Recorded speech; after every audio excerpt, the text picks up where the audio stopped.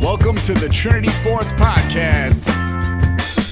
Yo, it's that Triforce cast beaming straight to your home. Grab a beer so we know Pone ain't drinking alone. Send an email, a quick tweet, just pick up the phone. Leave a message at the beep if you're a creep, watch your tone. Discuss the meta game, patch notes, whatever helps your stats most. Obi-Pone Kenobi is your last hope to snatch gold. So grab your headphones and join in the fun. We'll try and force in some jokes and some cringeworthy puns.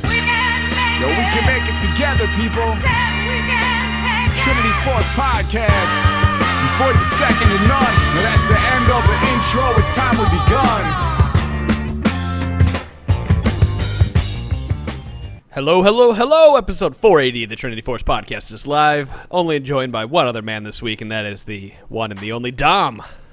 I'm here. Hey, Nobody Dom. else made it, but I am here. Yeah, you know, it happens, right? It's been a while since we've, I think the last two-man show was just me and Mitch. Yeah, that was the last time that I went on a plane to somewhere. I think I was going to Boston during that time. No.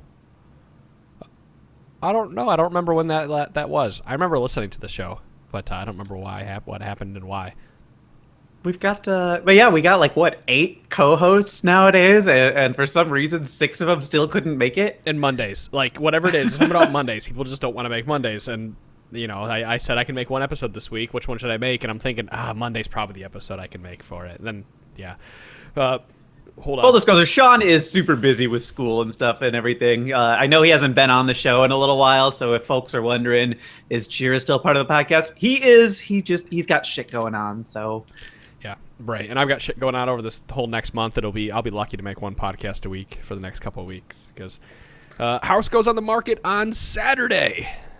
So what he's saying is he hopes all y'all like Dom because I'm probably going to be the only one here every single night. Yeah, right. And if we have to, we talked about if we have to, we might switch days around or we'll figure something out going forward. I'm sure people are going to, you know, as the preseason starts rolling, will want to join more and talk about that. But for those of you out there that want to support the two-man show, you can go to voodooboxers.com/tforce. There's no code, but they're just good boxers. They're made from bamboo. If you guys haven't heard them, these are boxer briefs. They are made from bamboo. They wick all the moisture away. They're fantastic for sitting in and playing video games throughout the day. I love my pair that I wear. I need to go buy a whole bunch more here soon. But yeah, voodooboxers.com/tforce. Just go ahead and go out there and buy a pair. We do have the winner of the Skylab Performance Seating Chair. We do. We finally know. We do. I don't have his name, though. Oh, well, wow. That was like the most build up to the biggest letdown in this show's history. No, that was... there's probably other times for that. I can log into the inbox real quick. You hear this typing? That's me typing and getting his name. No, but a lot of you guys sent in. We had a whole bunch of submissions for that the contest. There's fantastic... there was one submission, like it was random, right? But I was reading through all the submissions, and there was one specific submission that it was, I think I want to say 8 screenshots, and the rage started in Champion Select and went all the way into the game where the person was like inting and everything. I hate inting, but feeding and everything because they were so mad that somebody hovered their champion and then banned it. Login failed. Incorrect username and password, even though I'm in the inbox. Anyways, it's his name is Scott. Scott won it. Scott's out of Canada. He had a whole thing. Oh, Canadian winner. Yeah, Canadian winner. He's he won the chair again. Random winner. He's already been emailed. Has the chair coming to him. But his submission was he was in bot lane and was missing CS and was getting tilted through it. And at the very end, he actually sent a picture of his current chair, and it was like Punch's chair, just or like yours, just a wood chair. Yeah, I like it. Good, solid.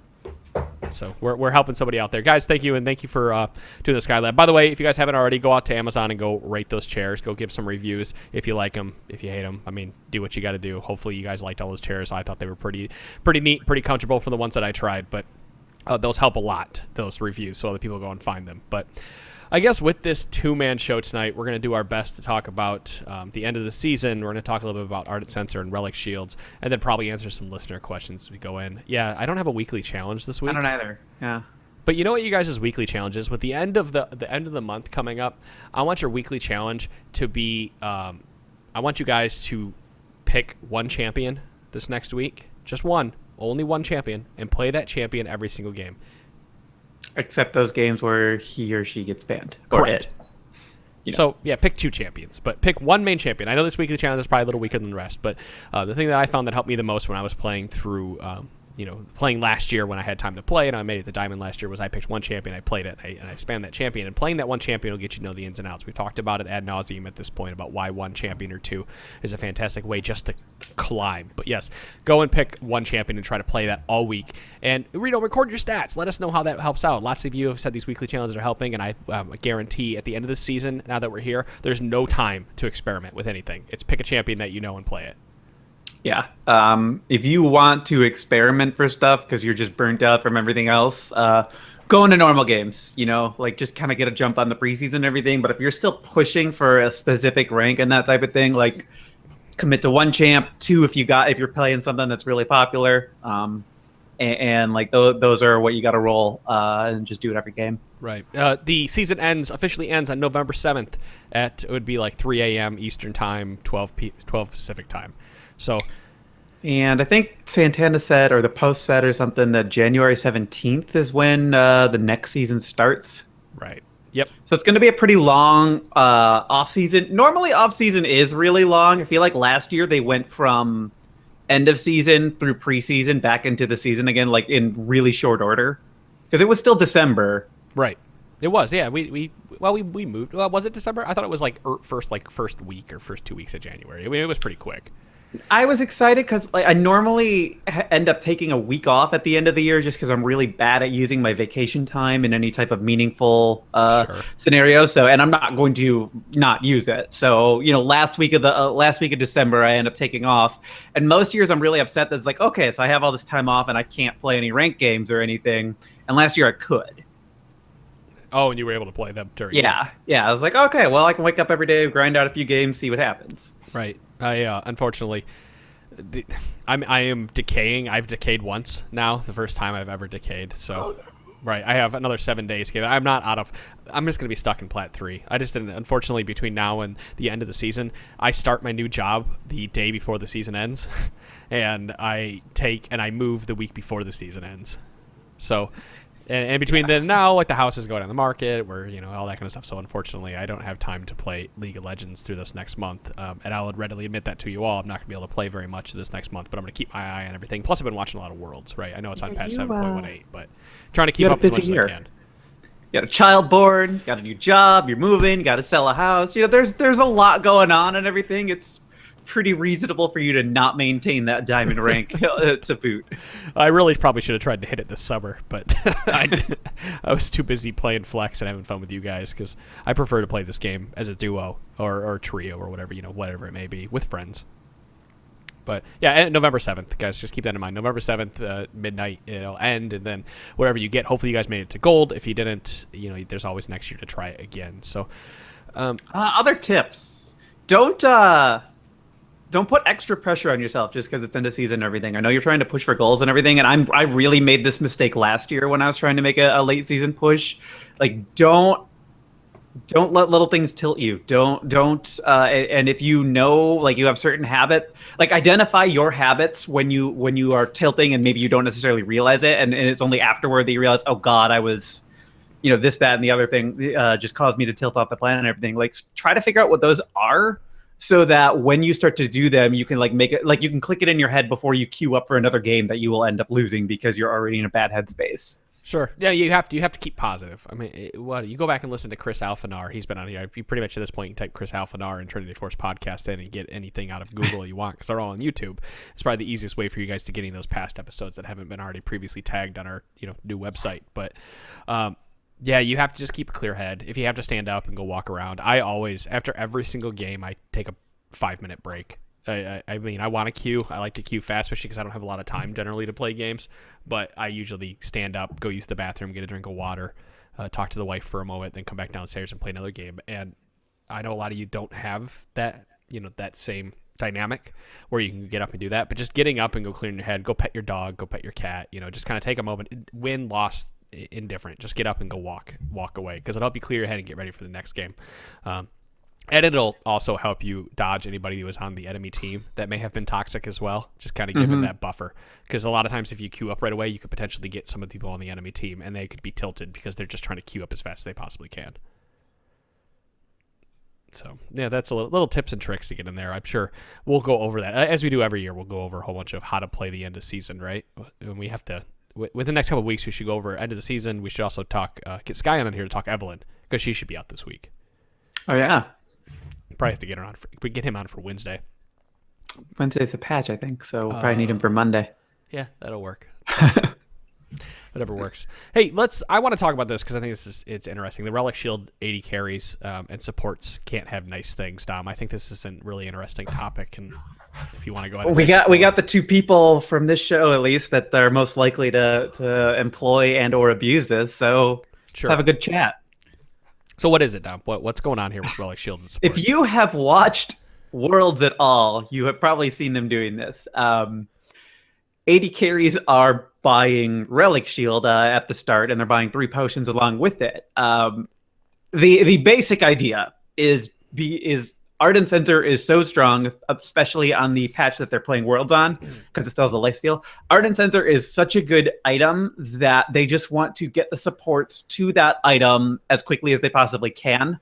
And since Relic Shield shares the gold between whoever last hits it and the ally nearest, the 80 carry who's otherwise last hitting everything also is sharing their gold a little bit, and it's just a little bit of an extra boost for the support. But there is more to it than that. That ends up making it good, and that's why I say supports can't have nice things, because I genuinely believe this is going to get nerfed, if not on the upcoming patch for Wednesday, then it'll be the one afterward, just because it's not fun to play. It's not fun to play with, and it's not fun to play against. So an interesting thing about that, Tom, you say that Relic Shield could be nerfed. I'm curious if they don't touch Relic Shield, actually, because if you go look at world statistics, Kalista has been banned 87.2% of the games. She's pick banned 100%. So if she's up, she's picked. If she's not, she's banned, right? Because Kalista right now is a champion that doesn't need a Relic Shield, because she abuses all of the late game hyper carries that are being picked through the Ardent Censor meta. Plus, she scales really well with Ardent Censor. That makes up for some of her late game damage that she's missing. But so interesting with a lot of the picks that are you see at Worlds, and a lot of the picks that are happening right now in Professional are revolving around that Kalista being picked or banned, because Kalista does such a good job in lane when you have really high skill and really good map awareness and really good objective control. Is that she abuses all those champions that would normally pick up Relic Shield, because she doesn't need the extra damage through her auto attacks, because E is doing so much extra magic damage or physical damage with the Ren stacks. So being able to, you're abusing people's positioning, one, because Q passes Ren stacks onto the person. If you kill a target that has Ren stacks in it, it passes those Ren stacks onto the person behind it, so you can abuse last hitting into the Ren, into whatever's behind you. And you're also abusing that person through the amount of movement you have in lane. Not to mention she has great dragon control, etc. But she is the pro reason that a lot of these champions are actually able to abuse Relic Shield, because if she's up, you can't pick Relic Shield into her, because you won't survive the laning phase. You'll probably get killed. She also forces a lot of junglers to babysit bottom lane, because she has so much pressure. So if a jungler's babysitting bottom lane, the rest of your team's able to do other things on the map. We always talk about that, objective controls and whatever. So it's just really interesting to look at one champion in the World's meta in the bottom lane that is really affecting how all the other champions are playing. But the rest of them want this item, or want Ardent Censor as quick as possible. And so Adam kind of just outlined the fact that Relic Shield is a weaker start for your lane. You have none of you don't have the bonus damage that you would have in any trades, and you don't have the same type of durability that you would be getting from Doran's Shield. You also have to last hit a little bit better for the majority of the minions that you're going for. All of them, you're ranged. You have to last hit better for all the minions that you're going for. It's safe insofar as there's a lot of extra regen coming through. You have 3 potions, and the Relic Shield Execute also restores some health to you and your whoever's nearest. So in that regard and everything, you can, as long as you don't die to an all-in engage and that type of thing, you'll end up being able to kind of endure through that lane for a little while. And so it's not risky in that regard and everything, but you're not going to win trades, right? If they have Doran's Blade, or if they have Doran's Shield, then they just misread the whole the whole situation going into it. And lucky for you, nobody's gonna be trading at that point, and junglers should just go focus elsewhere because it's a boring bot lane. Well, at this point, it's the replacement for Relic Shield, right? Like, yeah, you're not getting the extra regen. Doran Shield? Doran Shield. Did I say? I said Relic Shield. Yes, yeah. Doran Shield. And the only reason I corrected is because they're both shield. Right. So it's at this point it really is the replacement for Doran's Shield, because you would pick this to get your, obviously it's at the end goal is always to get your support to get that Ardent Censor. And granted, we're talking 7.18, but even right now, Ardent Censor is still as meta warping as it's ever been. Well, and more people are doing it on 7.19 because they're seeing it happen at Worlds. And Beaver and I were playing yesterday, I think, and he just mentions like it's so funny playing on the patch after the one that's being played on Worlds and everything, because you'll see so many people breaking out. Champs like Ryze, who takes a lot to really play well, and even in solo queue, it's really hard to abuse what Ryze is so good at. But people will start playing Ryze because they see him getting picked more and more at Worlds and think, well, the champion must be strong, I should play him. Or even Kalista for that. I've seen more Kalistas in the last week than I have all season. And it's because they're just seeing her get picked or banned every single game, and so they think, well, this champion must be strong. And yes, true, but you really need to know what you're doing on Kalista in order to abuse what's strong about her. It's not like Caitlyn, where you just got to auto attack to abuse what's strong about her. She's so hard to play too. I know you told me the other day that I should play her more, and I laughed and said, "Oh, I need to play the game more." But if I was actually playing this game quite a bit, I'd have to pick up and learn Kalista at this point. Playing Tristana is like riding a bike, and for some reason I can't ride the Twitch bike at all. I fall off every time. I put training wheels on and my Twitch bike falls over, right? Like, I just can't play that champion. So Tristana is pretty much my go-to at this point in the game. Otherwise, Tristana, Varus, two are the ones I can play. And I can play Ashe, of course, but she doesn't pump up near the damage the rest do. Are you smiling because of Rageblade? Are you thinking? I am smiling.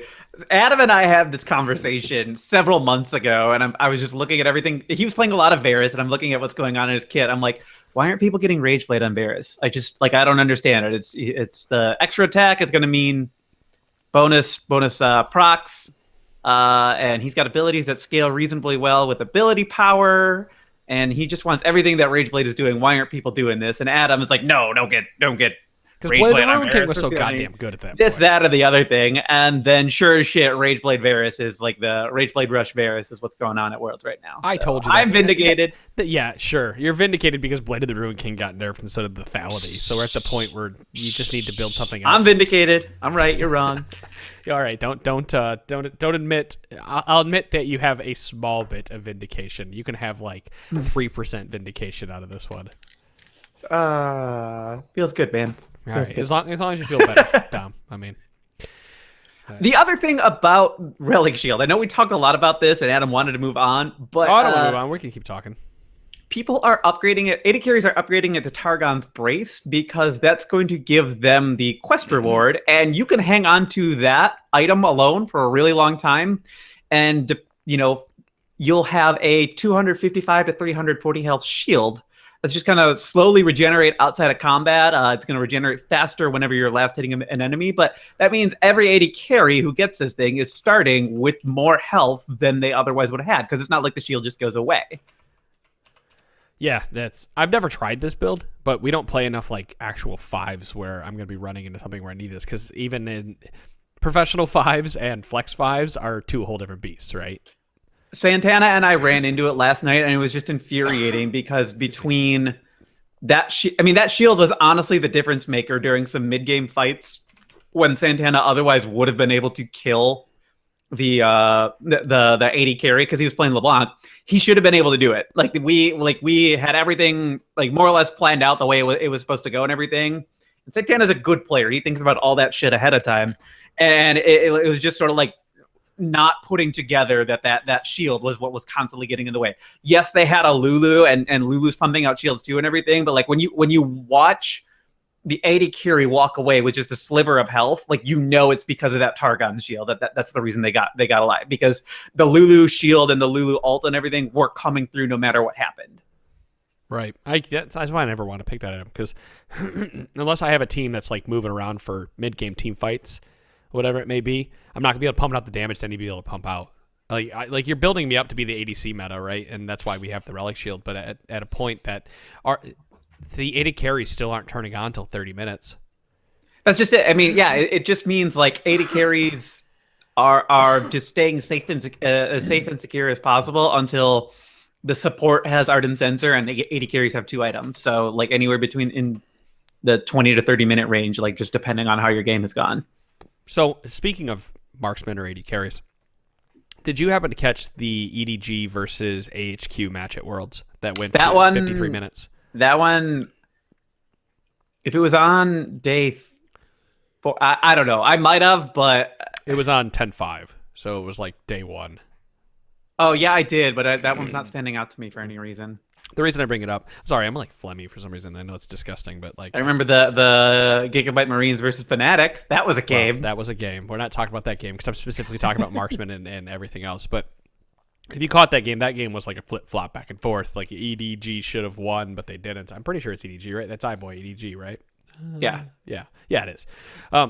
Edward Gaming, for those of you that don't know who EDG is. He played Kog'Maw in that game. They ended up losing that game. They're 0-3 at Worlds, so they're pretty much out of the race at this point. But he played Kog'Maw into into whatever the enemy team was, and he ended up building like Randuin's Omen and stuff on Kog'Maw. But he is like the embodiment of what I want all my marksmen to be, or whenever I play this game, because he plays frontline marksman. And anytime, I know Dom plays with me, I play frontline marksman, right? Like you have to have phenomenal positioning, and I get caught every once in a while, probably more often than I give myself credit, or give myself credit to do. I don't know what I'm trying to say. You know what I mean. more often than you think you do. Thank you. Yes, I probably get cut off more often than I think I do, but I like to give myself credit and think that I don't get cut off that often. But he plays this like frontline marksman when he was playing Kog'Maw, to the point that he's flashing into the middle of the team, like into a Cho'Gath and stuff, to be able to do damage. And the reason I bring up this game and some of his plays, if you haven't watched iBoy play this game, you should really go watch, because he takes marksman, that passive role where that you should just kind of sit in the back and do whatever, and he just goes to 10 with it. And he's playing in front of his front line. He has really good positioning. He's pumping out tons of damage. He's chasing people down, and he's not afraid to step into that discomfort zone. We get a lot of questions about how do I team fight as a marksman? Well, you wait a little bit till cooldowns have been blown, and then you step in there. But there comes a point where you just have to go above and beyond that. Let's say Tristana, for example, she has a jump. There's sometimes where you're jumping into the middle of the team to secure that kill, to jump out, to keep the train rolling. And you can do the same thing with Kog'Maw when out with his long range. And I would like to see more of those marksmen be more aggressive when it comes to team fights, because I feel like too many of them kind of stand in the back and then play cleanup when it's over. When in reality, if you're doing damage, people are afraid and running away. And the thing about that is you have to have a lot of confidence, but don't mistake confidence for cockiness. It's really easy to do that. Confidence is like, you know what you are capable of doing, and you're already planning out for what the opponent is going to do, so that when you go in there, you're already prepared to respond like at a moment's notice. And cockiness is just thinking, I've got all the big items and everything, I'm gonna hop in and kill everybody, and then run away laughing or run forward laughing, no matter what happens, or depending on how it happens. And one is going to win you games, and the other is probably just going to get you killed and ultimately going to lose games for your team, because you're just really not thinking ahead. You're just thinking you're hot shit. Sure. Yeah, I feel like if Santana was here, he'd yell at me for telling anybody to go watch iBoy play, because obviously they're 0-3, so maybe his team or he's not doing something right. But I think he does a lot right when it comes to how he's positioning in team fights and how he's playing out some of those team fights. And it's not necessarily, I mean, it could be his fault that they're losing at the same time. Because when I watched one of the fights, he flashed into a Kog'Maw to kill somebody else off. Like, you don't do that. But he's so confident that he thought he could get out after he flashed in. Or maybe he thought, if I kill this person, my team could clean up after the fact, and it didn't matter if I died.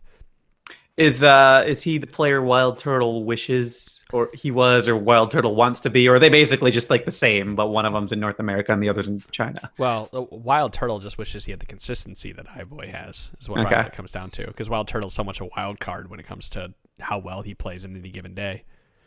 When Wild Turtle is on, it's like it's a fucking scary game. Dude, it's been that way since season, 4? Season I think 3 is when he joined TSM. He was phenomenal, and then he hit the bottom of the barrel. Then he's phenomenal, and then it's like he has this roller coaster how he plays the game, and I don't understand.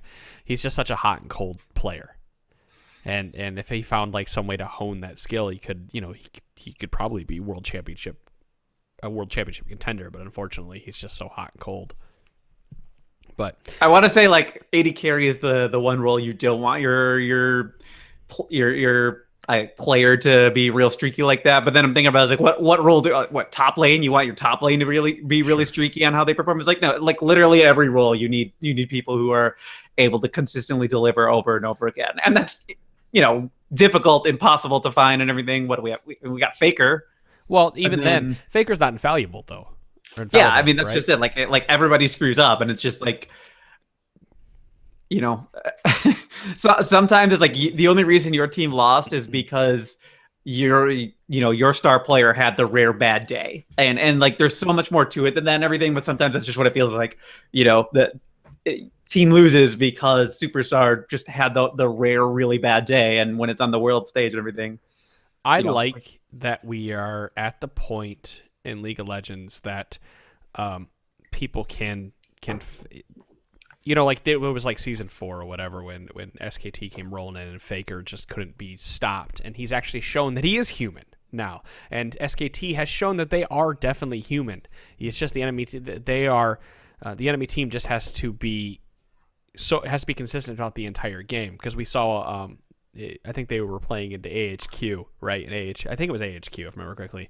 And AHQ was just stomped. No, it was Edward Gaming. It was EDG. Edward was like up 4 or 5 kills on SKT at one point or more. And then SKT turned around and came back because Edward made a mistake. That was a game. There have been so many really good games already in group stage, and we're only one weekend. Right.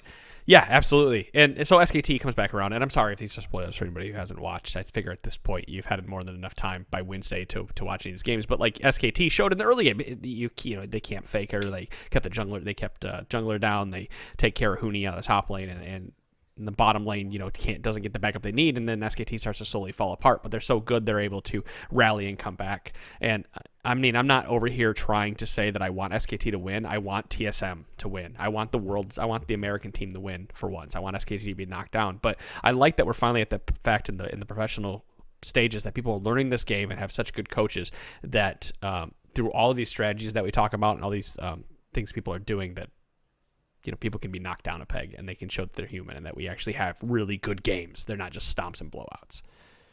That long-winded explanation to say that I love where we're at in this game. I don't like the meta, but I love where we're at. Yeah, I mean, if we want to wrap around back around to that everything, it's really not fun playing in this Relic Shield 80 carries world. I love it though. I get to be the star of the show. Except you're not doing it. Yeah, unfortunately, the one time that it's not ADC 2017, it's just not even fun playing support when it's all about the support getting the key item, because it's like, oh, it's not me doing anything, it's just me having a champion that can give free stats to someone else. That's not especially fun. Yeah, and then you're like, oh, am I supposed to shield this other person, but they don't benefit from Ardent Censor, and the AD carry does? And well, this whole thing feels bad. Everybody at this point actually benefits from Ardent Censor, humorously, because that's why Janna, granted she's got all this awesome stuff in her kit, but she's also doing amazing because she can just ultimate her team and give Ardent Censor to every single person on her team in 7.18 and now, but everyone's getting the lifesteal and the attack speed, and she's able to bolster the team of free stats. So something that, Dom, something that I don't think people recognize when they're looking at items, and it's something that I think you and I overlook until after the fact when we start talking about it more. And it's something I want to look in the future, is looking at the actual gold value of how much what items are giving us, specifically support items, because the gold value of Ardent Censor is phenomenal. I think, what did I say? It ended up being like you're giving about 1,600 gold of free stats to somebody or more. I'm trying to look here. Ardent Censor becomes 195.3% to 260.51% gold efficient if a single ally and the caster is buffed by its passive, and it's 325 to 488% gold efficient if 4 allies and the caster are buffed by its passive. What item in this game does that? Right? Yeah, at level 1, it's the total stat value with one buffed ally is 3,491.84 gold. Because at level 18, it's 4,241. There's just so much. Well, so at level 1, if you're giving this person, you give person 20 AD and 20% attack speed. Is that correct? Or is it 15? 20 and 20. Okay, so you're essentially giving them 600 gold worth of attack damage because it's 2 long swords at 300 gold apiece. Sorry, I should quick clarify. That's the total that's the total gold value of the item. The total gold value to just one person is 1,000, and then it gets up to 1,750. I just wanted to do the math in my head. I was like, well, 12% attack speed is worth 300 gold. So yeah, you're giving a person the first time that you're buying it over 1,000 gold worth of free stats when you shield them, and that is not, that's something that we thought Ornn was going to be really good at because he's giving extra gold value when he's giving items, but he's not giving them free. You still have to purchase those. And like giving somebody free gold and giving them passive stats is worth so much in this game because nobody else is, nobody else in that team fight gets that. If I suddenly gained 1,600 gold or 1,350 gold, aka a BS sword, in a team fight, what does it say? Other than I've gained so much more than you and I have all these free stats and all this extra gold efficiency. And the reason these are so good on Janna and Lulu especially is because shields are a lot easier to use than heals are especially once you get to the team fight stage and everything. Like you can argue that during laning shields are harder to use because you have to try to proactively block the damage. But once team fights are going and everything, there's really nothing wrong with just throwing a shield on somebody right off the bat to start a fight and everything, because if nothing else, that changes the target that the opponent has to think about attacking. Right. So yeah, it's maybe not the most ideal use case for the shield itself and everything until you remember that Janna's shield is giving bonus attack damage, so giving that to the AD carry is perfectly fine. Lulu's shield is giving the bonus on hit damage, so again, giving it to a fast attacking AD carry is a fine decision to make. Whereas the heals, you kind of have to wait until people have taken some damage before that becomes a really meaningful exchange to make. But you can't. In fact, a lot of times I think you can't even heal somebody if they're full health. Yeah. It's not hard to take damage or incidental damage and that type of thing, but like heals can feel really wasted if they are not bringing somebody back, from the brink or from half health or something like that. And so that's really why I think people are banning Janna and Lulu more and more, even if they don't exactly realize that's what's causing it. Janna, additionally, like Adam said, Janna can give Ardent Censor to everybody easier than anyone else in the game. Right. Yeah. 7. We talked about how broken 7.18 Janna was, and it's not just even through Ardent Censor. There's a lot of those champions that kind of go under the radar forever until every other champion gets nerfed and suddenly go, oh my god, this champion's been good forever. Why haven't we been playing her? And then her win rate, his or her win rate, shoots through the roof because they were actually so phenomenally good before. But I'm hoping that preseason comes and then that we see some nerfs to Ardent Censor, or at least we see the item be changed or whatever it may be, to the fact that, it's not as good. But I can't imagine there's something that's 400% gold efficient or more at the end of the game ever. Without a nerf, doesn't stop being purchased. Yes, I really hope that's the case. I didn't see anything in the new runes that sounded like the current Windspeaker's Blessing Mastery we have. And so in some respects, at least, the healers and shielders out there are going to be a little bit worse, because I don't recall something giving bonus shielding and healing power. There's one that gives, additional shielding. Right. When you use a shield on somebody, but and then you're also not giving that bonus, the bonus armor and magic resist, which is a really underappreciated part about this shield and heal meta. Like, you're giving free resistances to people just for using an ability on them. Sona got nerfed for that way back in the day, and yet for some reason now we're giving that to a bunch of champions. Just like everybody else has had every kind of global or whatever taken away. Jarvan's had a bunch of his passive stats removed, and yet he still is giving passive attack speed through his Sona didn't just get Sona got totally reworked because she was giving free stats across the board. And that's what I don't get about this item or anything else. Like, champions have gotten reworked because they were doing what this item does now. And I get it if you don't want a champion being able to do it, but then why are you introducing and then leaving an item in the game that does the same thing you previously tried to get rid of? Yeah, I don't. Riot. So I saw something earlier. I was thinking I'm going to kind of change topics here a little bit because this kind of led me into this next thing. So the Evelyn trailer got released today, right? And I saw an interesting comment about the Evelynn trailer where everyone was like, damn, Riot is really going too far with this counterplay option. Where if when Evelynn uses her charm, when that charm ends, there's actually an indicator that points the direction that Evelynn is coming from. So that you don't see her, right, because she's camouflaged, but you can see like which way she's coming from. Plus, there's other counterplay around it. And the comment was, Riot is the only people that would balance a game around counterplay to the point that if they were making a first-person shooter, they would add a bullet time mode into the game so you could dodge a sniper shot.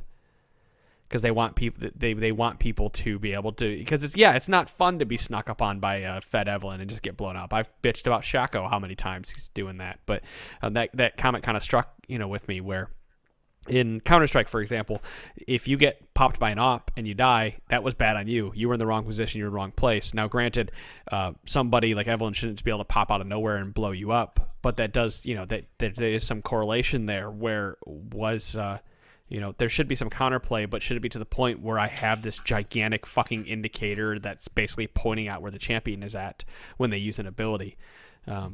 It's left to be seen. We haven't played her. I know people bitched about Rengar when he first got those eyes on his head. Do you remember that? When he first had that indicator to show how close he was, and people said he was going to die. He was going to be taken out of the game, and that didn't happen. So, it might be just be bitching for the sake of bitching, but it's just an interesting point that they're building this game around so much counterplay for more of the casual player.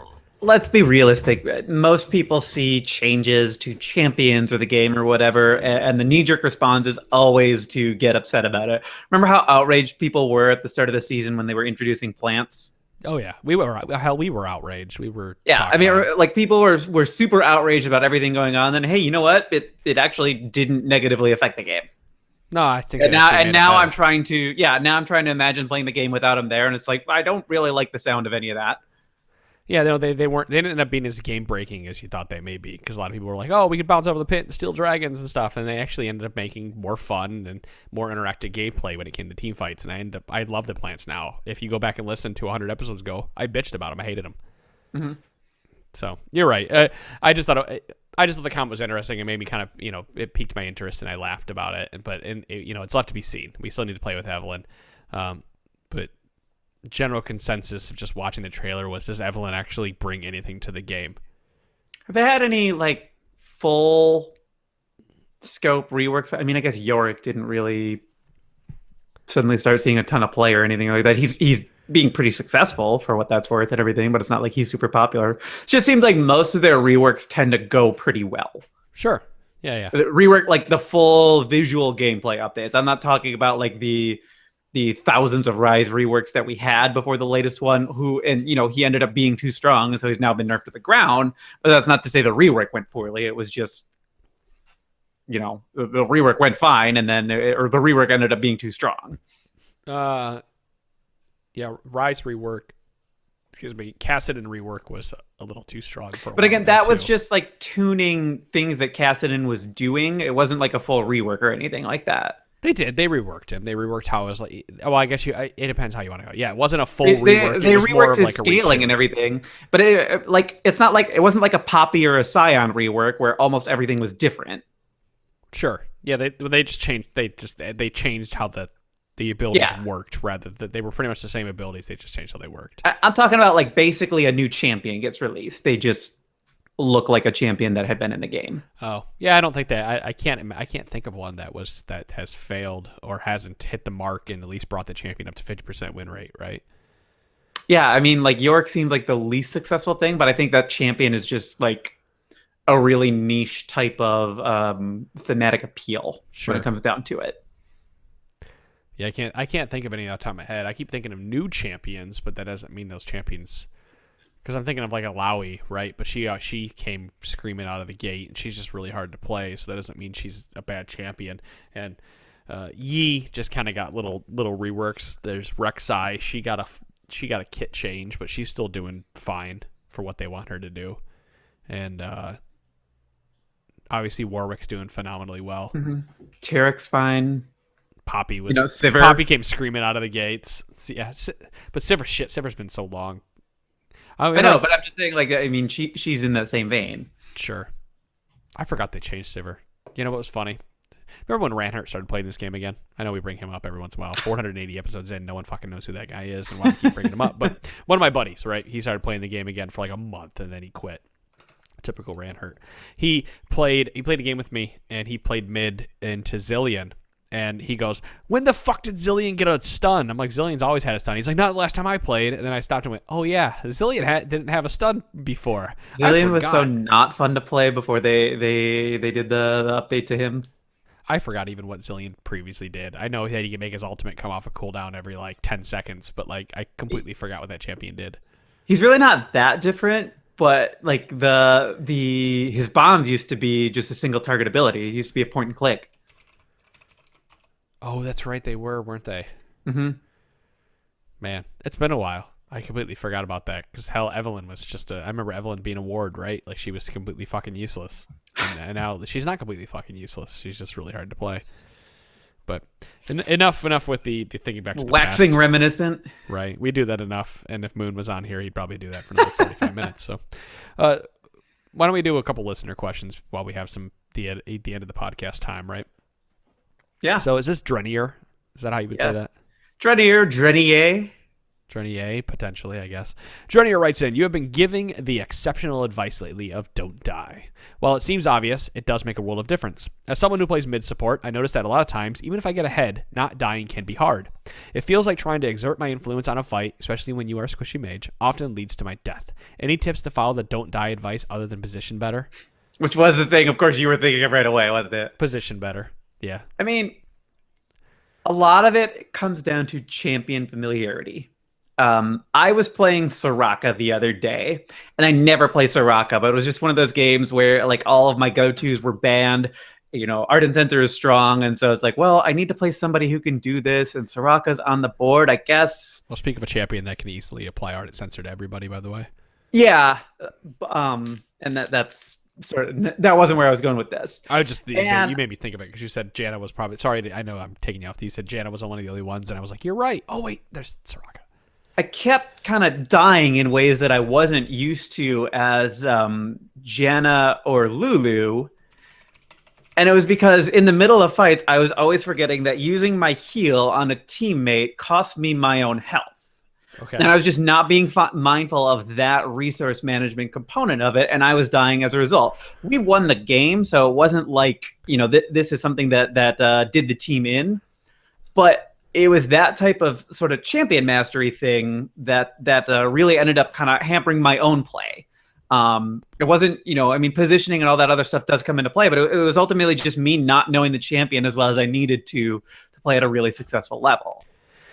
So besides just knowing the champion well, because we can give that advice, you know, play 50 games in this champion, plays 20 games, whatever, you understand the champion better, you know how to position better. That does help tremendously. Don't take anything away from that.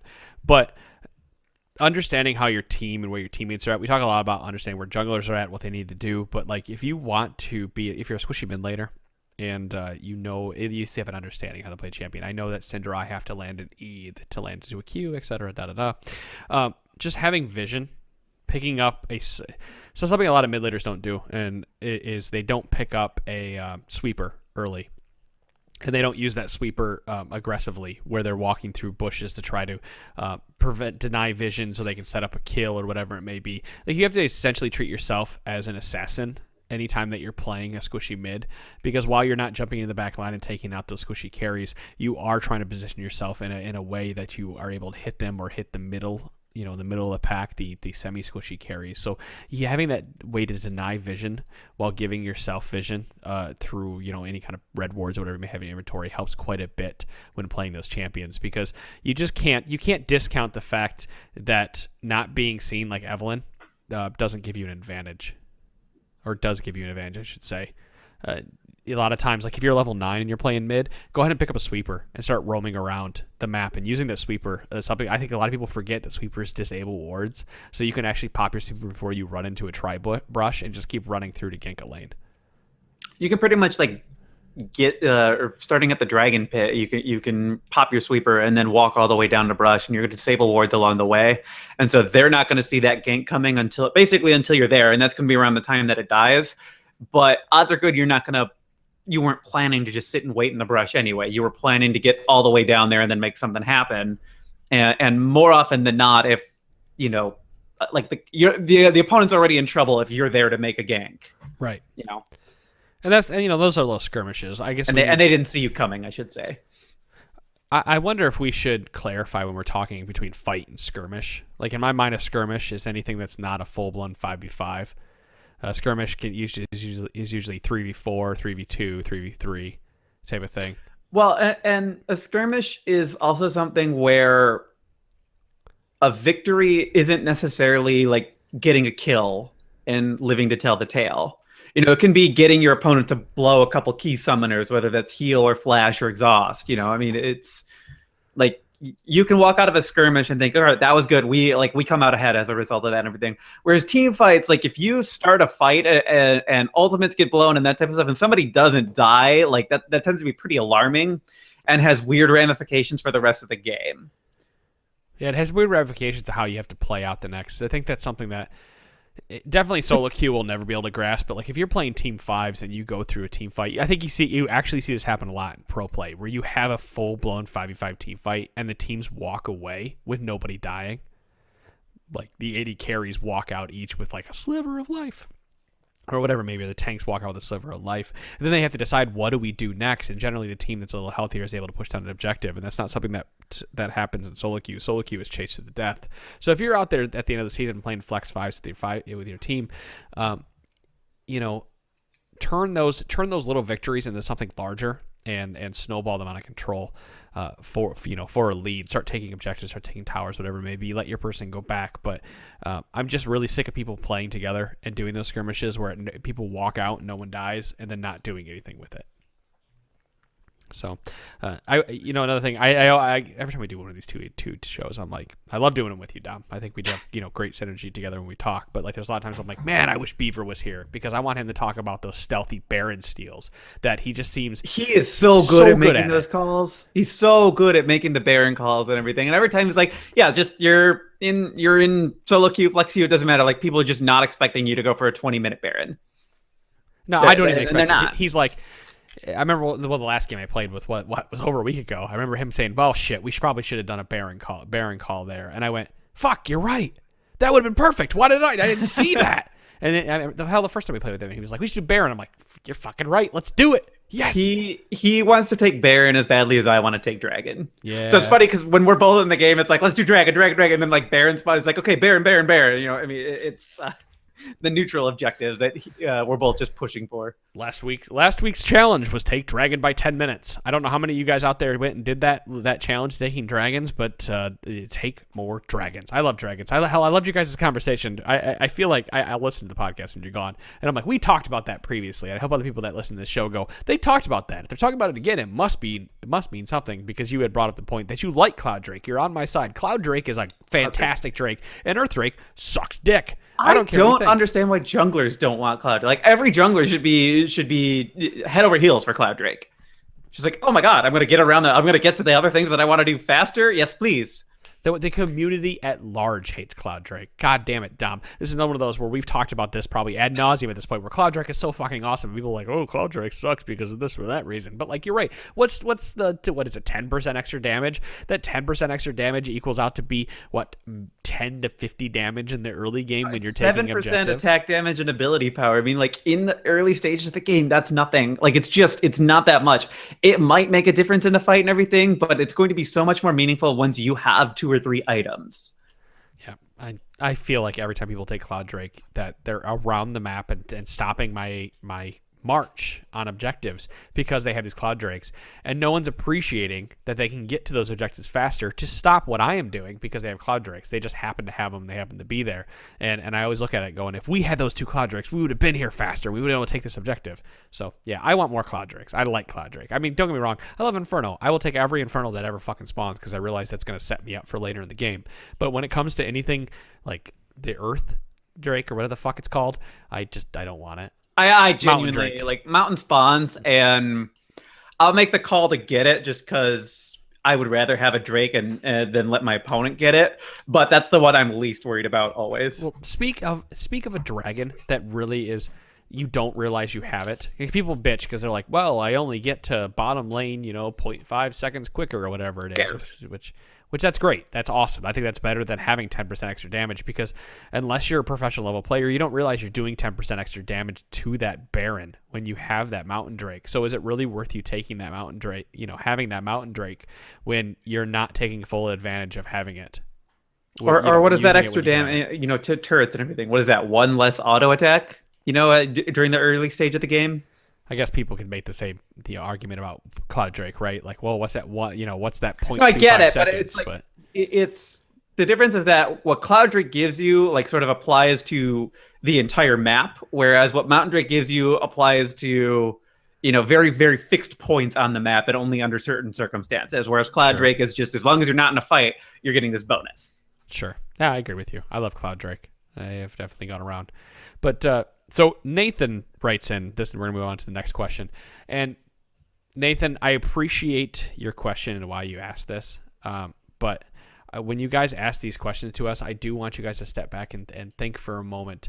I want you to. So let me do the question first, and I'll tell you what my rationale behind my answer is going to be for this. What do you think about support J4 as a tank? Locket, Knight's Vow, Gargoyle, Stoneplate. Any tips for it as well? So Nathan, what you did here is you gave us a champion who's really, really strong in the meta and asked about what if I took that support. And that's fantastic. I'm glad you're trying to break it and think, well, I can flex this champion to any position. But that's what, when you guys write us and ask these questions, a lot of times we look at it and go, well, that champion is just fucking strong. You can make it work out of support if you want to. He has great engage. He gives lots of passive team stats. And if you have to pick him and flex him into something, you can flex him into support. But and the reality is he just does all of those things. He does everything that he needs to be able to do out of top or jungle. And not necessarily does it better, but you get more by picking a different support in that role than if you pick J4 there, because you add more to your team.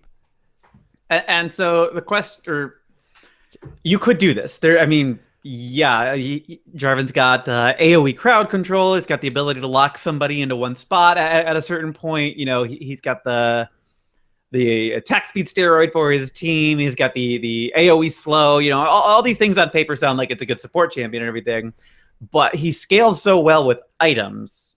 And he has such a terrible early game mana pool that if you're trying to do any type of poke, you're 25 mana for his combo. Yeah, you're blowing through most of your mana in pretty short order. You can't even do anything really until you hit level 2, and most supports can do something at least at level 1. If they want to blow flash. Sure. But beyond that, what is Jarvan doing as a support that Alistar isn't doing as well or better, or Leona or Rakan? In some respects, you're just trying to find a reason to play this champion in this role. And if you want to do that, by all means, go ahead and do it and everything, but you don't need our validation to do that. Exactly. That's what we're coming to do. Yeah, you know what? Locket, Knight's Vow, Gargoyle, Stoneplate. Do it, right? Yeah, go have fun. If you're winning games with it, absolutely do it. But why are you not just playing Leona there, who has an AoE crowd control from a distance, and having somebody flex Jarvan out of the jungle or top when he can supplement everything else that your support is doing?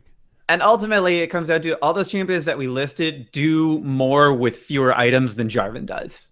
Jarvan's going to hit a point where he needs to start having the monetary backing to keep doing the things that he does well, or he is going to feel really, really useless for his team. Right. So if you're getting ahead and you're doing really well with support Jarvan and everything, that's great. Just keep in mind, start paying attention to what's happening during the games you lose. So two out of those three champions that you listed, Dom, Alistar and Leona, are getting free stats out of their kit. Well, not necessarily just free stats. Leona's becoming ridiculously tanky with her W, and Alistar is reducing damage by 50% through his ultimate. So, they're both not taking any damage once they jump in the team fight. And Rakan is just so tricky and swifty that he doesn't need, he gets a shield, right? He's, sneaky durable.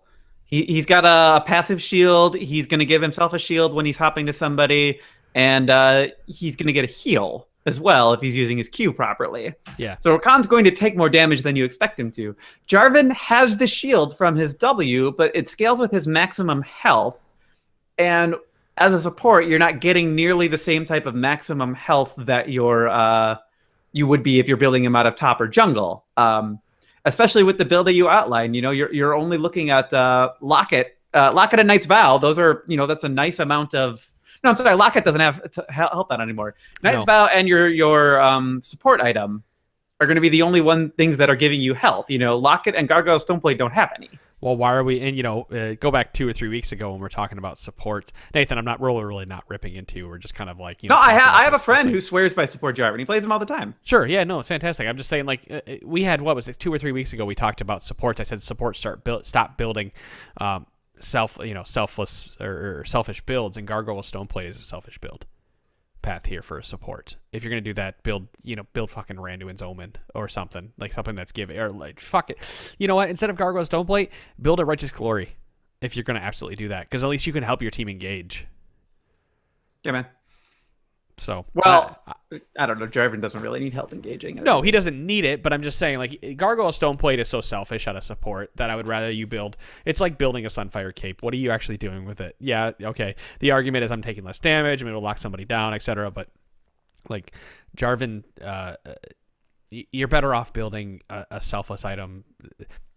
So let me back up. The supports that are good are able to get away with building these selfless items like Mikhail's and whatnot, because they don't need the added durability from the items, because they get the durability through their kit in one form or another. So like, yeah, I mean, they ultimately don't scale as well with items, is what it really comes down to. That kind of is what it takes to be a support, is how well can your champion function without having any items to support them. Boom.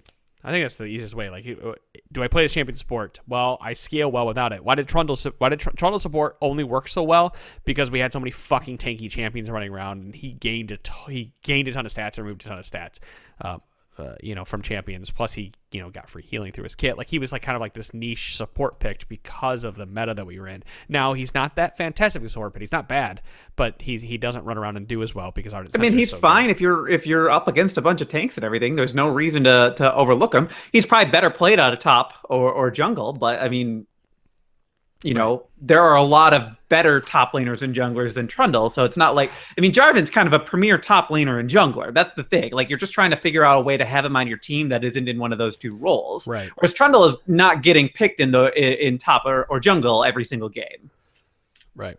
Well, Nathan, I don't want you to go out here and say, oh, man, T-Force picked on me, because we did it. I want you to go play it. If you're finding success with it, please absolutely play it. We're just giving you our opinion of why something doesn't work. So just pay attention to what's going on in the games that you lose. Like, a lot of the arguments that we get from people are always like explaining it. This condition is like, oh, this, and this happens. And so then I always get a kill and like this, and then I'm able to roll it in this and that, and then we win the game. And I'm like, well, if you're being that successful, you really don't need our validation. You figured out something that the rest of us don't know.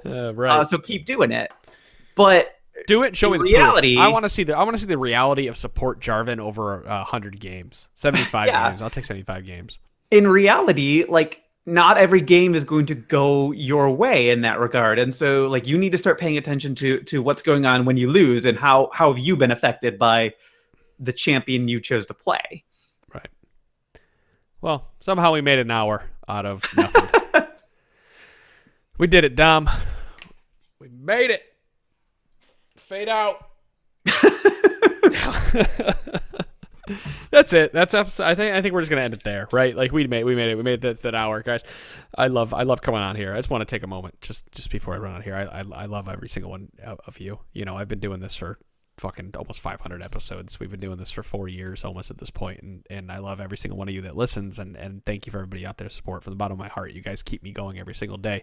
I love doing this podcast. I love playing League even if I don't get to play it, and granted, if I'm not here for the next month because life gets in the way, just know I'm still here. I'm still making the network roll, and we're going to keep pushing this podcast out until we fucking die. Like, either the game is going to die or everybody gets a real life and suddenly it doesn't get to work anymore. Somehow this podcast is going to keep pushing out there, and we appreciate all your support and everything you do for us. So I just wanted to say thank you. Even if I'm not here Wednesday, thank you so much. It's been at least 5 years that the thing has been going, dude. More than that, actually. 2011 was the first episode. Yeah, you said 4 years. I'm like, it's been at least it's been 5 years. It's been 6 years. I forgot. You're right. I was thinking. No, it was 2011 November. Just think about it, like, you have been doing this podcast. I mean, you've been doing it twice a week for a really long time. I mean, you've been doing. It's not like It's not like we have an off season where none of the like where we're not recording new shows or anything. It's like it's just basically been going on year round for 6 years. That's fucking crazy, right? Like, I'm happy. That's why. I don't know. I think I told you the other day. I was like, you know what? If through this move and everything somehow the fucking thing implodes and the entire network dies, breaks, I'll just be happy because I've been able to do it for fucking 6 years and talk to you guys, and I have every single one of you guys email us all the time. I love every single listener, and I want to continue to give you guys and actually be able to play games with you all out there. So hopefully I'll be able to have more time to do that. But I'm gonna put my glasses back on after I rub my face and say that's it. He got guys. sappy. He got sappy, ladies and gentlemen. I just don't get the podcast as much as I used to. Like you said, I've been doing two episodes a week for fucking 4 years or whatever. And then 6 years total, right? Like, well, isn't it funny how like when it's such a big part of your routine, it can almost feel like a drag sometimes and everything. And then the moment you're not doing it, it's like, oh, I really miss this. I took that year off, and like by the end of it, I was like, God, I really miss doing that show. Yeah, absolutely. I mean, I know 2 times a week, it's hard on us. I should be upstairs right now. I mean, hell, it's 9:10, and my wife is probably going to fucking murder me for walking upstairs 10 minutes after the episode ends because the baby's up there and all that. But yeah, not coming on last week. I listened to the episodes, and I was on the plane listening to the 4-man show from Wednesday. I love Beaver. I love Moon. I think they're fantastic additions, but just being able to listen to like the normal, you know what I mean? Like the quintessential crew, or like the crew that's been around forever with you and Serial and Punch and everybody. I just wish Chira was there as well. I kind of got a little sentimental. I was like, man, everybody's really fantastic and great. So I'm done. I'm done. So that's it. That's episode 480 of the Trinity Force podcast, guys. Thanks for listening to the 2-man show. We're done. We will see you all on Wednesday with hopefully more people. Peace. Thank you all, and good night. Good night.